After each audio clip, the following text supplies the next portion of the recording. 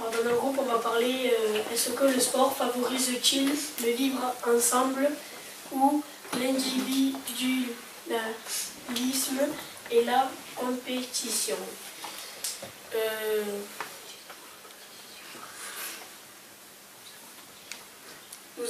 Nous avons une position partagée.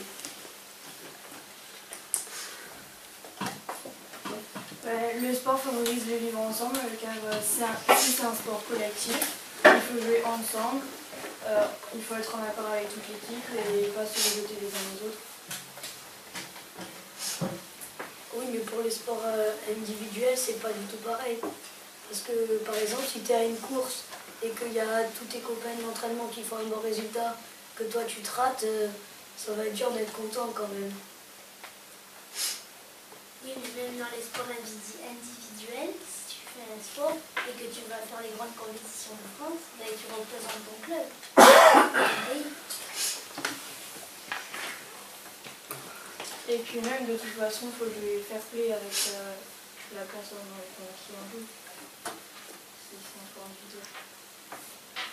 J'ai pas dit de ne pas être fair play, mais c'est juste que s'il y a tous tes copains qui font un bon truc et que toi tu te rates complètement, c'est pas du fair play, c'est juste que tu vas être déçu quand même.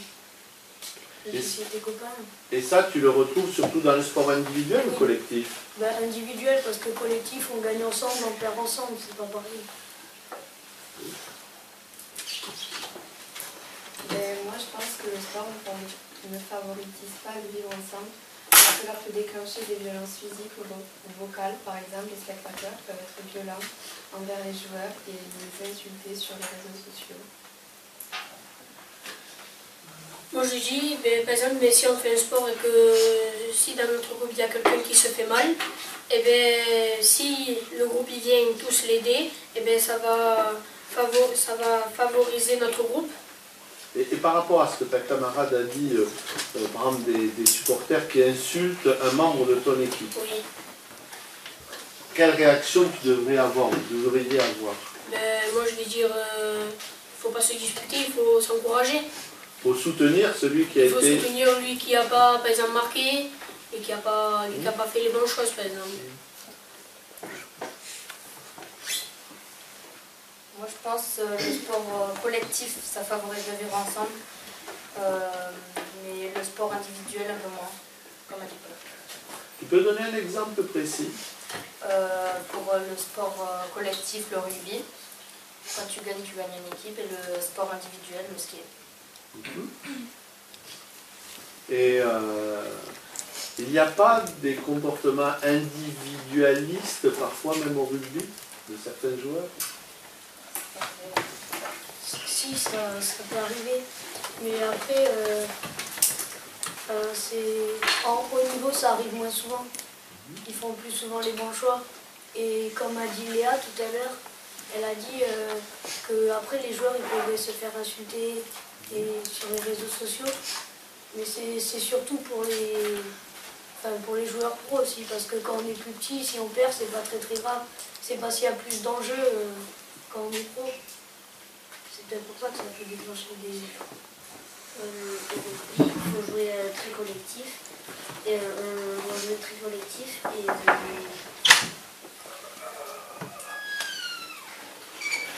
on doit jouer très collectif et ça, du coup, dans le groupe, on est plus soudés.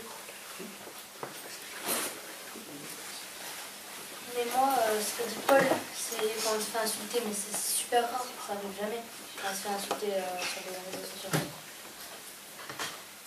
Moi je dis, si par exemple on se fait insulter par les réseaux sociaux, ça va rien changer à ta vie, comme tu as dit. Et si après tu peux te sentir plus mal à l'aise, tu peux perdre confiance en toi. Mais ils sont pas obligés de regarder les insultes. Ils sont pas obligés de prendre sur soi. Le foot par exemple, ils sont obligés de coopérer pour gagner les matchs.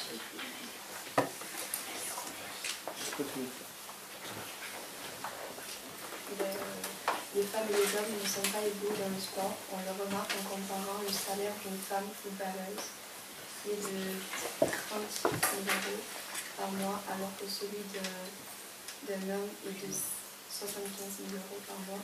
Cela laisse penser que les hommes sont plus forts que les femmes. Donc ça veut rien dire complètement, parce que par exemple, un autre sport, par exemple le basket, ben, par exemple si un garçon il est nul et que la femme elle est nulle et que s'il le gagne, ça va rien changer à ta vie, même si la fille est plus forte que le garçon. Ce qu'elle évoque, c'est la différence de rémunération, de salaire. Et ça ne change pas le niveau si le salaire il est moins ou plus élevé. Oui, justement, s'ils ont le même niveau, pourquoi elles gagneraient moins?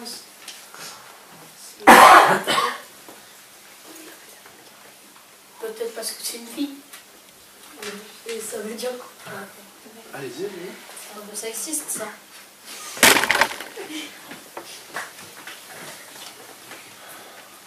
Moi tu connais. Mais alors, comment tu justifies que le salaire soit plus faible pour une joueuse femme? Qu'est-ce qui peut justifier? C'est parce que c'est moins populaire. Voilà. Enfin, il y en a beaucoup moins qui regardent le foot féminin que le foot masculin. Il y a moins d'enjeux d'argent derrière. Et après, Publicité, vas-y. je pense que c'est pareil pour tous les autres sports aussi. Dans tous les autres sports, je pense que les garçons ils sont mieux payés que les filles. Et donc, selon toi, ce problème de l'argent et des salaires différents, ça abîme le vivre ensemble, ça. Le fait qu'on distingue finalement garçons et filles en termes de rémunération dans le sport. Ouais, je pense un peu quand même. Moi ce qu'il a dit pour ça, moi je dis que non. Ça veut rien dire. Totalement. Mais oui, mais s'il y a des inégalités alors qu'ils ont le même niveau, c'est pas très crédible. Imaginez, elles ont le même niveau et elles gagnent pas la même chose. Et aussi sur le foot féminin, il y a beaucoup moins d'insultes que les garçons de foot. Après, le salaire, ça dépend du club, si c'est un plus petit ou un plus grand club. Même si tu compares un grand club de foot chez les filles et un grand club chez les garçons, le garçon il va gagner beaucoup plus. Peut-être les garçons il faut ça juste pour l'argent et les filles non. La plupart du temps, quand même, c'est les garçons qui gagnent plus que les filles. Pourquoi? Justement, c'est ça. Justement, il a été évoqué la question. Parce que moi je pense que c'est parce que c'est plus populaire. Voilà. Les supporters par exemple, je pense qu'ils peuvent préférer regarder un match de foot chez les garçons que chez les filles. Il peut y avoir plus de contacts, ça peut... Plus d'argent en jeu, plus de compétition en jeu, plus d'argent venu de la publicité aussi, par exemple. Hein. Même dans d'autres domaines, par exemple dans les métiers, en général les hommes sont mieux payés que les femmes. Et donc, alors, vous axez beaucoup sur cette question de homme-femme. Hein. Finalement, la compétition, quelle qu'elle soit dans un sport masculin, est plus populaire pour, si c'est des hommes qui s'affrontent, que des femmes.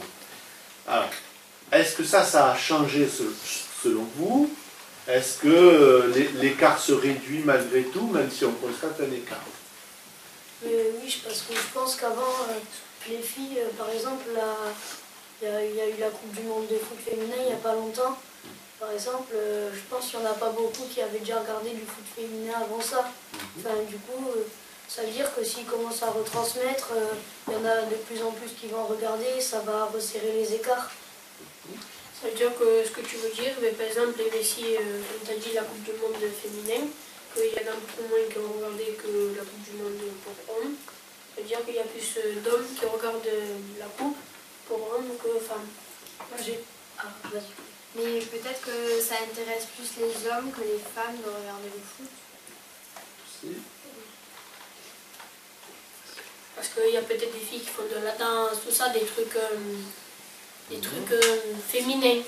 par exemple. Ah, parce qu'il y a des sports féminins et masculins. Oui, parce que par exemple, moi je fais un sport. Il y a des filles qui jouent à ce sport. Lequel sport? Du rugby. Et il y a des filles qui jouent et ils sont très fortes. Il y en a plus que des garçons par exemple. Et donc tu vois, il n'y a pas de sport masculin et féminin. voilà, moi je dis que quand par exemple on a fait des matchs, il y a des filles qui nous ont écrasés. Moi je suis d'accord avec Flo et personnellement moi j'aime pas regarder le foot. Plus de personnes qui regardent, plus de garçons qui regardent le foot. Oui, c'est parce que tu aimes ton sport. Toi tu préfères un autre sport, par exemple le rugby, le foot, le basket, tout ça. Ça veut dire. Mais vous, est-ce que vous regardez par exemple à la télé la danse ou des trucs comme ça là? Vous regardez pas trop, je pense. Si. Mais en fait, on fait peut-être un sport, mais on le regarde pas forcément à la télé. Parfois dans les équipes, il y a une fille qui est tout seule autour de plein de garçons, les garçons ils s'enchaînent pour la fille. C'est-à-dire qu'à un moment donné, ils oublient que ce soit une fille ou un garçon, ils encouragent l'athlète, quel qu'il soit. D'accord? Mais c'est quand même rare, il n'y a pas beaucoup de sports mixtes. Enfin, tous les sports, c'est quand même séparé. Pas spécialement. Tu veux dire comme quoi par exemple, comme sport? Par exemple, dis-moi un sport mixte où il y a des garçons qui jouent ensemble. Dis par exemple l'athlétisme.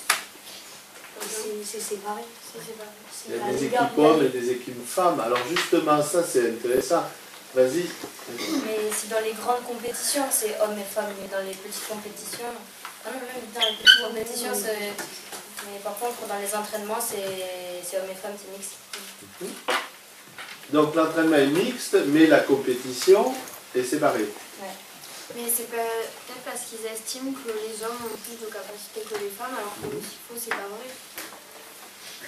Puis comme ils viennent de dire là, à l'entraînement c'est filles et garçons, mais du coup ils font exactement pareil, exactement le même entraînement, mais je comprends pas pourquoi les garçons gagnent plus d'argent. Alors cette séparation, qu'on ne retrouve pas à l'entraînement, mais qu'on retrouve à la compétition. Moi je vais vous donner un exemple que vous avez vécu il n'y a pas longtemps. Le cross du collège. Vous avez couru séparément. Oui. Puisqu'il n'y avait pas le même objectif pour les filles et pour les garçons. Oui. Ah. Qu'est-ce que ça vous amène à terme? Ils pensent que les filles elles peuvent faire moins que les garçons alors que ça peut être l'inverse. Oui, mais après, par exemple, je crois au cross, c'est Flora qui a gagné chez les filles. Si on la mettait avec les garçons, je suis même pas sûre qu'elle aurait fini sur le podium. Ce que tu as dit, après, ça veut rien dire quand même. C'est pas... disons que Si, l'exigence pas... n'était pas la même. C'est un peu sexiste quand même. Parce que les femmes, je pense qu'elles ont les mêmes capacités que les hommes. Oui, voilà, juste par exemple, que les ongles, ils se font les ongles, tout ça. Quand les filles se classent, ils se les cassent, les ongles. C'est pas pareil qu'un garçon, par exemple. Alors j'aimerais revenir à la question de la compétition. Si admettons on fait une compétition mixte, filles-garçons, Oui. notre question c'est le sport favorise-t-il le vivre ensemble? Donc si on met des filles et des garçons ensemble, pour vous ça favorise, dans une même compétition, ça favorise le vivre ensemble. Oui. Mais en même temps, on met en compétition d'un côté des garçons et de l'autre côté des filles. Est-ce que c'est pas contradictoire? Admettons si on faisait un cross du collège où on mélange filles et garçons. D'accord. Est-ce qu'il n'y a pas le risque de se dire, c'est un garçon qui a gagné, c'est une fille qui a gagné, etc. Est-ce que le problème, c'est pas finalement peut-être l'idée de compétition? En cross départemental, il y avait une course filles-garçons. Alors raconte, vas-y. Par contre, le premier c'était un garçon. Ouais. Et je crois la quatrième c'était une fille. Donc, alors, ça existe donc. Et est-ce que pour vous, finalement, est-ce que la compétition, on va recentrer sur votre question, est-ce que la compétition en elle-même, le fait de vouloir gagner, d'arriver, qu'on soit en équipe ou individuelle, est-ce que pour vous, la compétition, ça peut abîmer le vivre ensemble?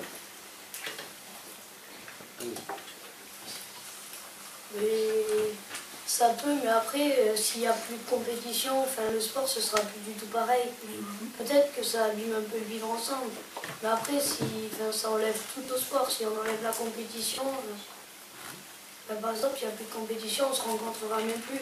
Par exemple, s'il y a une équipe, je sais pas, par exemple, Montauban, Grisol au foot, par exemple, s'il n'y a pas de compétition, enfin, on pourrait peut-être même plus jouer face à face. Il n'y aurait plus d'intérêt à jouer. Ouais. On jouerait que entre nous dans le club et ça perdrait de son intérêt. Puis s'il n'y aurait plus de compétition pour les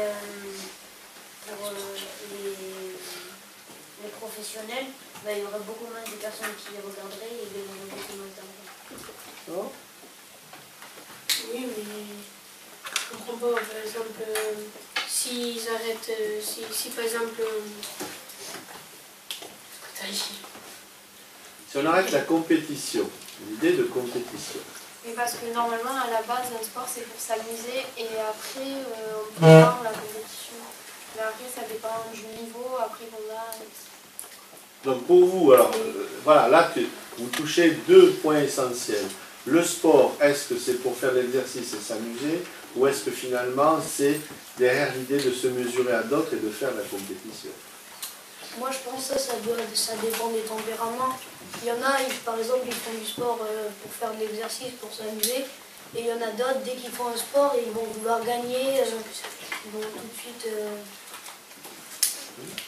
comme vous avez posé la question, comme l'a dit Paul, et bien, par exemple, si les filles ils ont fait pour s'amuser et que les garçons ils sont là, jouent pour l'argent, ça sert à rien en fait. Quand on est ça juste pour l'argent, sinon on joue, mais on enlève l'argent par exemple. Alors est-ce que l'idée, voilà, est-ce que c'est finalement l'argent qui nourrit la compétition, ou la coupe, ou la médaille? Moi je dis que oui. Ça, c'est surtout sur les professionnels. Les compétitions avec de l'argent. Oui. Et oui. Après, même si tu es un enfant, si tu gagnes une coupe, par exemple, ça va toujours te faire plaisir. Si tu fais... il y en a, ils peuvent s'en fichent. Ils s'en fichent. Et par contre, il y en a d'autres, ils vont pas avoir la coupe. Et ben, ils vont être énervés. Et même ceux qui ne s'intéressent pas, ils ont une coupe, ils vont être contents quand même. Mais plus ils ont de coupes et de médailles, ben, ça va les entraîner à refaire la compétition. Et finalement, à rechercher la victoire. Oui. C'est peut-être pas que l'argent, la compétition. C'est aussi gagner, finalement. Oui, voilà, les coupes, ben, ça va les motiver. Ça va encore plus envie de jouer. Donc la compétition peut motiver. Oui. C'est pas que négatif, la compétition. Est-ce que vous êtes... Voilà, c'est... Après, quand on a trop gagné, par exemple, on a beaucoup gagné de matchs, et après on va se dire qu'on est les meilleurs, et du coup on va devenir arrogant, et après ça engage trop les gens. Moi, je pense qu'on tombera toujours sur plus fort que toi. Du coup, si tu peux faire le malin parce que tu as gagné 3 matchs d'affilée, par exemple, et après tu vas perdre et ça va te redescendre tout de suite. Donc, je pense que tu ne vas pas faire le malin longtemps parce que tu vas tomber sur une équipe plus forte que toi.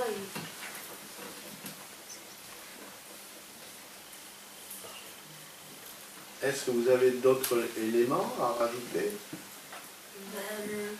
Si tu prends la grosse tête devant tes amis et qu'après, par exemple, ils sont dans une autre équipe et que tu as tout gagné et qu'après tu joues contre eux et qu'au final tu perds, ils vont se moquer de toi et tu vas plus avoir envie. Et donc j'en reviens à un autre mot de la question que vous aviez en débat, c'est l'individualisme. Finalement, c'est l'état d'esprit de chacun. Ou est-ce que c'est l'esprit d'équipe qui domine? Ou est-ce que c'est l'état d'esprit de chacun finalement? Par rapport à l'idée de compétition, de gagner, ou de se faire plaisir de jouer ensemble? Moi, je pense que c'est plutôt chacun qui pense l'état d'esprit. Je pense pas que... Parce qu'après, tu peux... si t'as pas trop envie de gagner, ça va être plus dur de t'intégrer dans une équipe, par exemple. Parce qu'ils ont tous envie de gagner et que toi tu t'en fiches. Du coup, si tu t'en fiches, par exemple, tu vas au foot, par exemple, si tu rates une passe, toi, ça va rien te faire, tu t'en fiches. Alors que les autres, ils vont commencer un peu à s'agacer parce que eux, ils font attention et tout. S'il y a une personne qui fait un peu n'importe quoi, ça peut casser les vivres ensemble un peu.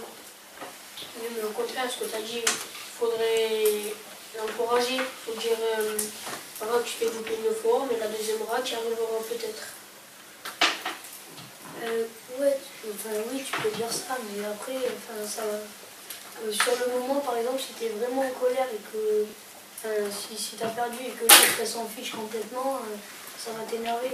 Par exemple, s'il y a quelqu'un qui n'y arrive pas, mais qui au moins qui essaye, alors que là, elle peut s'en fiche et elle fait rien, elle essaye même pas. Mais à l'arrivée, il faut qu'il soit plus mature que l'autre. Donc on revient à cette idée d'état d'esprit personnel. Qu'est-ce qu'on veut mettre derrière le sport si on pratique un sport? Mais je pense que ça dépend des sports parce qu'il y a des sports où on va plus vouloir jouer pour le loisir. Tu peux donner des exemples? Et des sports où tu sens que la compétition est plus forte? Le foot. Le foot, là, l'esprit de compétition est fort. Ouais. Et est-ce qu'il y a un sport où vous sentez, peut-être parmi vous, un sport où il y a une moindre compétition? Après, je pense que ça dépend du niveau de chacun. Ouais. Parce que s'il y a un sport où tu es plus fort, je pense que tu vas plutôt aimer faire de la compétition. Alors que si tu es moins fort et que tu perds tout le temps, ben, tu vas préférer faire ça pour le loisir. Ça dépend du niveau de chacun. Niveau, c'est-à-dire, si tu joues dans un petit club, ou est-ce que si tu joues dans un club plus grand, ou... voilà, allez-y, dites-moi si c'est une question de niveau.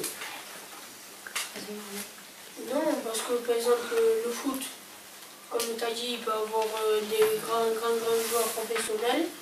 Par exemple, la pétanque, il y en a qui ne se ratent jamais une boule. Et tandis que les professionnels, des fois, c'est rare qu'ils se ratent un ballon, mais qu'ils marquent, des fois, ben, ça va rien dire, ça va rien changer dans le sport. Donc, Je me dis que ça va changer quelque chose.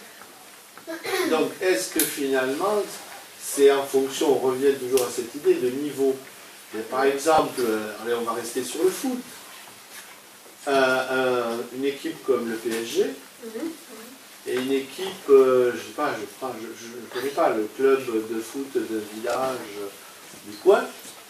Est-ce que finalement il y a moins de pression dans le petit club ou il y a forcément plus de pression? Ben oui, parce que le PSG c'est plus populaire que le petit village, peut-être que personne connaît, mais quelques personnes. Mais aussi, pour le petit village, ils jouent au musée ou pour des nouveaux choses, mais alors que le PSG, c'est pour l'argent. Après, le PSG, ils vont avoir la pression parce qu'ils se disent si on perd contre ce club, ben, on va tout perdre. Il y a l'argent qu'on peut faire, oui. Les petits villages ne jouent pas forcément pour l'argent, mais plus pour le loisir. Non, ils vont jouer par exemple pour Une coupe, une médaille. voilà, pour une coupe, une médaille. Mais est-ce qu'il n'y a pas autant de pression parfois? Un peu. Moi, je pense qu'il n'y a pas autant de pression parce que tu ne joues pas pour les mêmes choses. Par exemple, le PSG, ils peuvent jouer en Ligue des Champions. Nous, on joue en district. C'est pas du... Oui, mais est-ce que quand même, malgré tout, il n'y a pas une pression? Est-ce que à ton niveau, est-ce que tu sens une pression? Oui, il y en a une, mais je pense qu'elle est beaucoup plus faible qu'à haut niveau. Il y a moins d'enjeux peut-être. Oui, voilà. Après, pour les supporters du petit village, par exemple, si on perd, ils vont aller voir des joueurs et dire c'est pas grave. Alors que les supporters du PSG, ils vont commencer à insulter sur les médias. Et voilà. Oui, comme il a dit Eloi, juste parce qu'ils ont gagné même, et alors ils vont s'insulter parce qu'ils n'ont pas fait de passes, tout ça, ils n'étaient pas collectifs, mais alors qu'ils ont gagné. Et ça n'arriverait pas dans une rencontre de village. Si, peut-être. Ben, si, ça pourrait, mais après, c'est un peu plus grave pour le PSG parce que tout le monde les connaît, du coup, ça traverse tout le monde. Les petits villages, ça traversera moins. Et est-ce que les joueurs n'ont pas plus de pression au PSG que dans le petit village? Parce que ils vont se dire dans la tête, le PSG, que s'ils perdent, il y en a qui vont se moquer et qui vont plus être pour eux. Il n'y a que ça, Mais qui risque de perdre. Ben, le PSG, il y a plus de gens déjà qui les suivent. Donc, ben, ils perdront l'argent, ils perdront... Alors l'argent, justement, qu'est-ce que... Et aussi, par exemple, s'il y a un joueur qui a mal joué, il sait que pour le prochain match, soit il va continuer à jouer, soit il va être sur la touche. Et après, pour l'argent, comme a dit Emma, je pense pas c'est sur un match que tu vas tout perdre. Si tu te rates un match et que tout le reste, tu as été bon, tu as bien joué, tu vas pas faire ton salaire parce que tu as raté 2 passes et que tu n'as pas marqué un but. Après, ça dépend de la compétition. Si c'est un match collectif, tu auras pas de... c'est un match compétitif, tu vas perdre de l'argent. Mais c'est un match amical, t'en perds pas. oui, mais comme t'a dit Paul, pour l'argent, que s'il gagne une fois et qu'il perd tout, voilà, et si par exemple il gagne qu'un match et qu'il perd tout, c'est ça, il va arrêter le sport parce qu'il a tout perdu alors qu'il va plus avoir d'argent par exemple peut-être. Et du coup il va arrêter le sport pour ça. Mais ça veut dire peut-être qu'ils font ça juste pour l'argent ou juste pour la compétition et qu'ils ne font pas forcément ça pour le plaisir. Et on va toucher là un autre problème entre le sportif professionnel et le sportif amateur.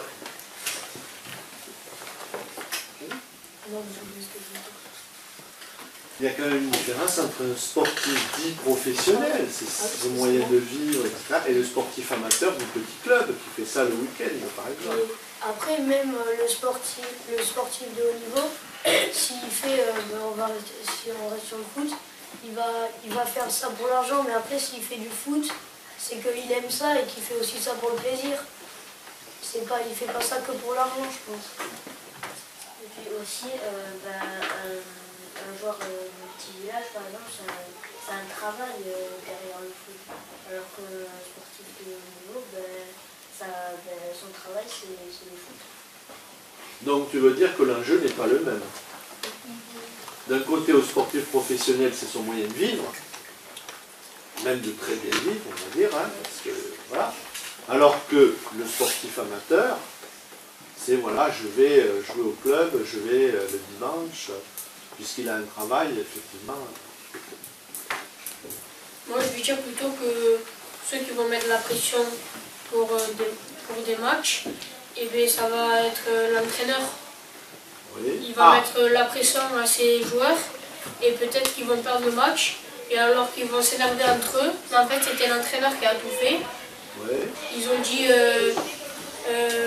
jouer à fond, joue pour gagner ce match. Alors justement, ça, la question de l'esprit d'équipe et de l'entraîneur qui donne l'esprit d'équipe. Finalement, que ce soit au PSG ou dans un petit village, vous pouvez peut-être avoir un entraîneur qui met une forte pression pour gagner. Voilà, c'est ça. Allez-y. Moi je pense que ça peut dépendre de l'entraîneur aussi. Même si il va moins mettre la pression sur un petit village que sur un gros village. Par exemple, un gros village, il peut ne pas mettre la pression du tout parce qu'il peut être ultra sympa. Et par contre, il y a un entraîneur du petit village, il peut être ultra... Donc l'entraîneur, pour vous, est-ce qu'il est responsable aussi du vivre ensemble, de l'esprit de compétition? Moi je vais dire que oui. Ouais, c'est pareil, je pense oui. Moi aussi, je pense que l'entraîneur, Il a un vrai poids. Il peut stimuler l'équipe, il peut monter. Par exemple, si on se rate un match, il peut remonter l'équipe, il peut nous dire c'est pas grave, on fera mieux au prochain match, alors que entre nous, sans entraîneur, on n'aurait peut-être pas réussi à nous motiver pour le prochain match. Oui, mais moi je veux dire que l'entraîneur, il fait que ça pour l'argent. C'est lui qui va prendre tout l'argent, par exemple. C'est pour ça qu'il motive ses joueurs. Alors que s'il met la pression à ses joueurs et qu'ils perdent, eh bien, il va pas toucher l'argent et c'est ça qui va l'énerver. Mais peut-être qu'il ne fait pas que ça pour l'argent, s'il connaît bien les joueurs et qu'il les encourage, il ne fait pas que ça pour l'argent, ça dépend des entraîneurs aussi. Par exemple, tu es un entraîneur, t'aimes pas ton métier, tu fais ça que pour l'argent, tu vas pas rester 90 minutes sur un bord de touche à rester à regarder les joueurs jouer pendant 90 minutes et toi tu es debout à les regarder jouer. Si t'aimes pas ça, je pense pas que tu continues à le faire. Alors moi j'aimerais toujours cette idée de l'entraîneur. Vous avez vu un film, Incroyable équipe. L'entraîneur, c'est le prof d'anglais. Le prof d'anglais, il avait un objectif. C'est faire que cette classe vive bien ensemble.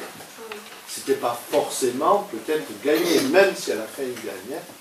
Mais donc, est-ce que vous rejoignez toujours cette idée que l'entraîneur, quel qu'il soit, quel que soit le sport, finalement, il va communiquer un état d'esprit qui va peut-être favoriser soit le vivre ensemble, soit la compétition, voire l'individualisme. Dire à tel élève, on compte sur toi pour que tu marques le but. Ben oui, ça dépend des personnes. Moi je veux dire que l'entraîneur, eh s'il est dans... Si il entraîne ses joueurs, et bien il va d'abord faire communiquer son équipe pour qu'ils s'entendent bien et après qu'ils vont bien les entraîner. Toi tu mets cet objectif-là, oui, mais est-ce que c'est souvent cet objectif? Oui. Après, moi je pense que si un entraîneur si un entraîneur veut gagner, il va être obligé de mettre une bonne ambiance dans l'équipe. S'il ne met pas une bonne ambiance dans l'équipe, les joueurs ils vont en avoir marre, ils vont arrêter, ils ne vont pas avoir envie. Alors que si l'entraîneur met une bonne ambiance, que tout le monde s'entend bien ensemble, forcément ils vont mieux jouer. Moi je trouve que ça va dépendre des entraîneurs, ils ne sont pas tous pour l'argent. Il y en a, ils sont pour vivre ensemble. Pour favoriser le plaisir de jouer, de se retrouver. Donc tout ça c'est le vivre ensemble, on est bien d'accord. Moi comme il a dit Paul, ben oui, l'entraîneur il peut motiver et en même temps faire communiquer l'équipe. Alors, je vais vous demander d'arriver au terme du débat. Vous aviez une position partagée au début. Oui. Vous conservez toujours cette position partagée ou vous vous êtes mis d'accord sur certains points? La place de l'entraîneur, la place de l'argent, la place de la compétition, est-ce que pour vous ça fait l'unanimité? Je voudrais une réponse collective. Est-ce que vous pensez par exemple l'entraîneur a une importance, la pression de l'argent a une importance, pour permettre le vivre ensemble, la compétition, l'individualisme?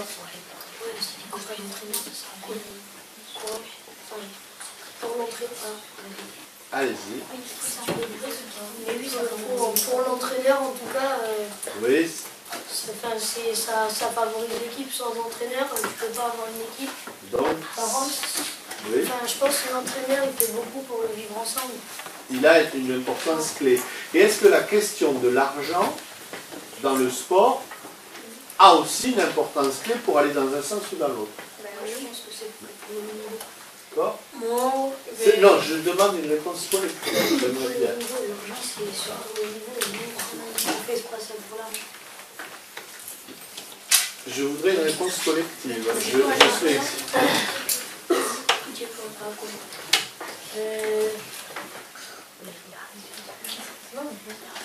L'argent, elle est surtout présente au haut niveau et voilà, donc, d'accord.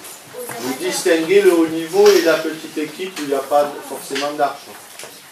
Et, troisième point, puisque vous l'avez soulevé, la compétition, c'est nécessaire pour du sport, pour motiver. La compétition, c'est un moteur de motivation ou c'est quelque chose de négatif? Là, si vous n'êtes pas d'accord, vous me dites. Hein. on est d'accord. Il y a besoin donc de compétition dans le sport. Oui. Oui. C'est bon? Oui.